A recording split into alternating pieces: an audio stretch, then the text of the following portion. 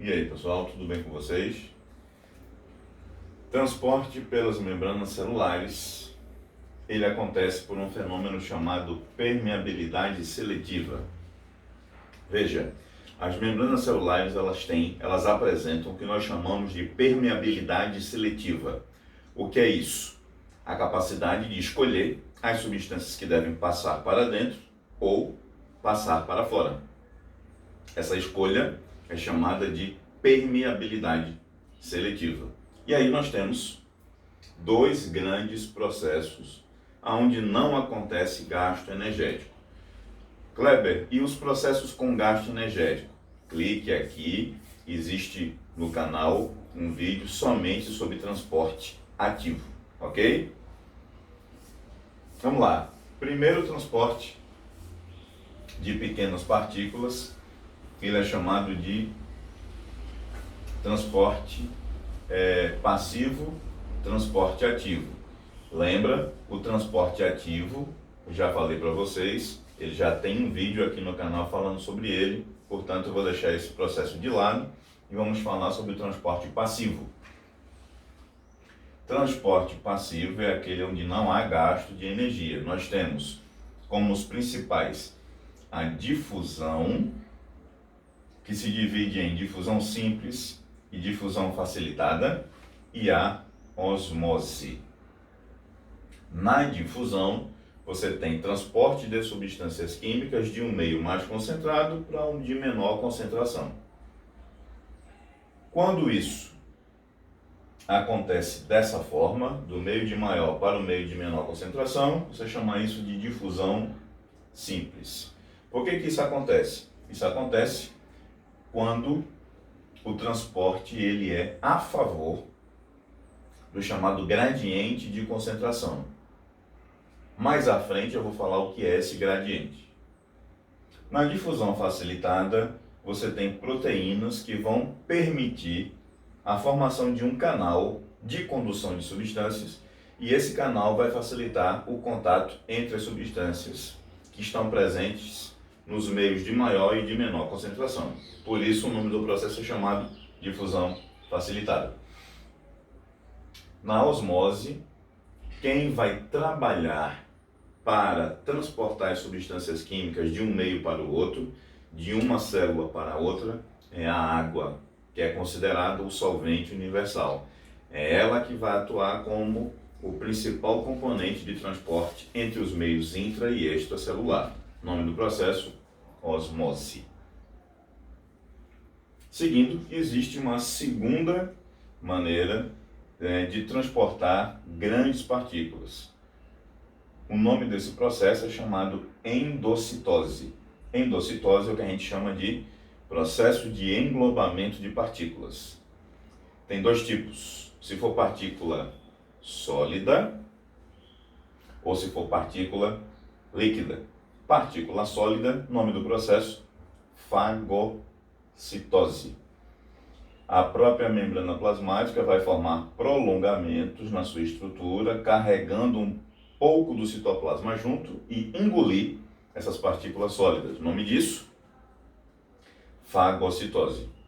Processo de englobamento de partículas sólidas. Ok? Essa formação da membrana plasmática que se expande em direção à partícula junto com uma parte do citoplasma junto, nós chamamos isso de pseudópodes, falso braço ou falso pé. Agora, se a partícula é líquida, nós chamamos a esse processo aí de pinocitose. A membrana ela vai formar uma dobra que dá a impressão que é um canal, um sulco, uma depressão, e aí as partículas líquidas elas penetram por esse espaço. Nome do processo, pinocitose, englobamento de partículas líquidas. Agora, tudo que entra na célula, seja por fagocitose, seja por pinocitose, tem que sair. Esse ato de eliminação de substâncias também recebe um nome, se chama exocitose, que é a eliminação de substâncias químicas que circularam na célula. Ou entraram na célula por fagocitose, ou entraram na célula por pinocitose. E o nome da saída desse processo, o processo final de excreção celular, é chamado o momento final de plasmocitose, que é a saída de substâncias que nós chamamos de dejetos, aquilo que não interessa mais permanecer na célula. Se permanecer, vai ser considerado ruim, tóxico, danoso para a célula. E a saída também de secreção celular. A saída de substâncias que foram produzidas no interior da célula, foram metabolizadas no seu interior e são úteis e devem ir para outras células ou para outras áreas do corpo. Então, o processo de eliminação de substâncias, que é chamado de exocitose, tanto está relacionado a colocar para fora aquilo que não é bom, aquilo que é ruim, excreta, colocar para fora aquilo que é tóxico, aquilo que é danoso, como também para colocar para fora substâncias que devem ser utilizadas mais uma vez, ou substâncias que devem chegar em outras áreas corporais ou em outras células que são úteis, o que nós chamamos de secreção celular. Ok? Seguindo. Osmose. Transporte de água, ou seja, solvente, pelas membranas celulares. Esse processo chamado osmose, ele tem a ver com aquilo que eu te falei no início, que a gente chama de gradientes de concentração. Vamos revisar.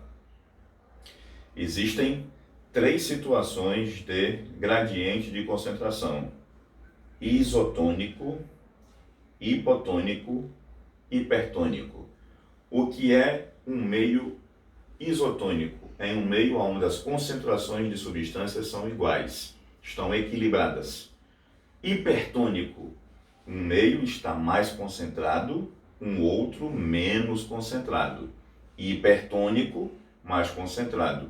Hipotônico, mais concentrado. Hipertônico, menos concentrado. Hipotônico. Ok? 3 meios de concentração. É o que a gente chama de gradiente de concentração. Qual é o objetivo principal dos chamados gradientes de concentração? Reconhecer a célula se ela está em equilíbrio isotônico, esse é o objetivo principal. Se ela precisa receber ou transferir substâncias, se ela está mais concentrada, hipertônico. Se ela está menos concentrada, hipotônico. Isotonia, meio de concentrações iguais. Hipertonia, meio de alta concentração. E hipotonia, meio de baixa concentração. Ok? Nome disso, gradientes de concentração. É baseado nisso que a osmose se comporta em relação à célula vegetal e em relação à célula animal. Vamos pegar, por exemplo, uma célula sanguínea vermelha chamada hemácia, a célula que dá a cor vermelha ao sangue, chamado glóbulo vermelho. Observe o comportamento da célula nesses 3 meios diferentes. Meio isotônico, que é o chamado de meio com mesma concentração, concentrações iguais ou em equilíbrio. Meio hipotônico, meio com menos concentração em soluto, nesse caso. Meio hipertônico, meio mais concentrado em soluto. Então, se você coloca uma célula sanguínea dentro de um recipiente, por exemplo, com meio isotônico, o que vai acontecer com ela é perda e ganho de água equivalentes, sem nenhum tipo de transporte efetivo de água. Então você tem a manutenção da massa e do volume constantes na célula, porque essa célula aqui está em meio isotônico, meio equilibrado, meio de concentrações iguais. Agora, quando você mergulha uma célula como esta, em um meio hipotônico, menos concentrado em soluto, o que acontece? Essa célula ela vai começar a ter um ganho efetivo de água. Portanto, ela vai aumentar o seu volume. Portanto, isso pode acarretar a ela hemólise. Hemólise significa morte da hemácia, é morte da célula. Por quê? Porque houve rompimento da membrana plasmática. Ela recebeu tanta água que ela rompeu e abriu, rasgou a membrana plasmática, com morte celular. Ok?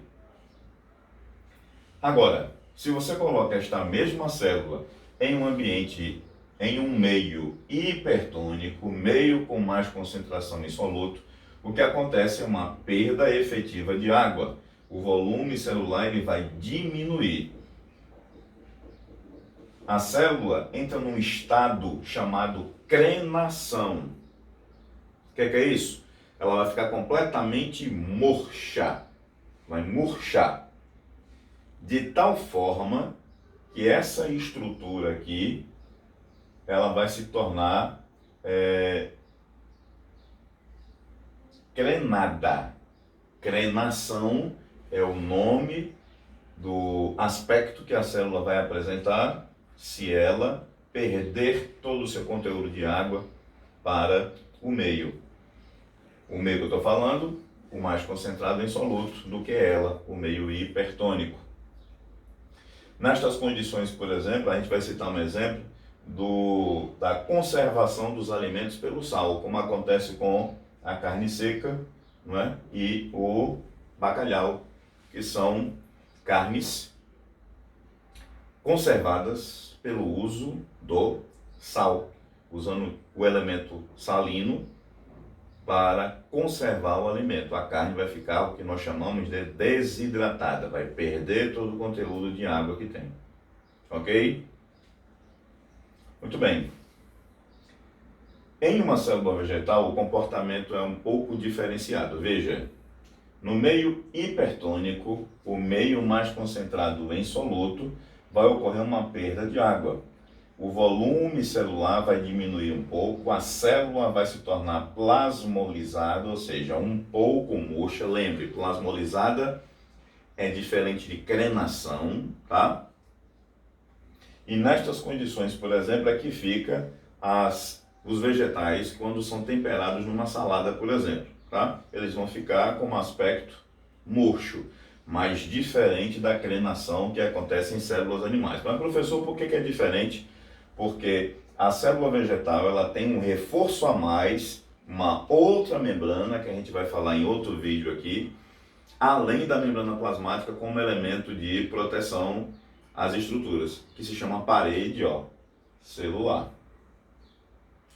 Muito bem, em meio isotônico ou meio de mesma concentração, concentrações iguais, acontece perda e ganho de água equivalentes sem transporte efetivo de água.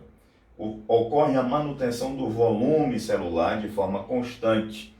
E existe, claro, pequenas variações de volume, mas a parede celular, como eu te disse, ela suporta essa variação de substâncias, concentrando na célula, fazendo com que a célula possa realizar esses volumes, receber esses volumes de água e de soluto sem problema. Agora, colocada em meio hipotônico, que é o meio de menor concentração, o que acontece com a célula vegetal? Acontece um ganho efetivo de água, a célula aumenta um pouco de volume e torna-se cheia, tá? O nome disso é turgência ou turgescência. Turgência e turgescência são o contrário de crenação para a célula animal. O que é turgência? A célula ficar cheia. Vai encher demais de água, vai aumentar o seu volume, mas ela não rompe, ela não estoura por causa da parede celular. Numa célula animal,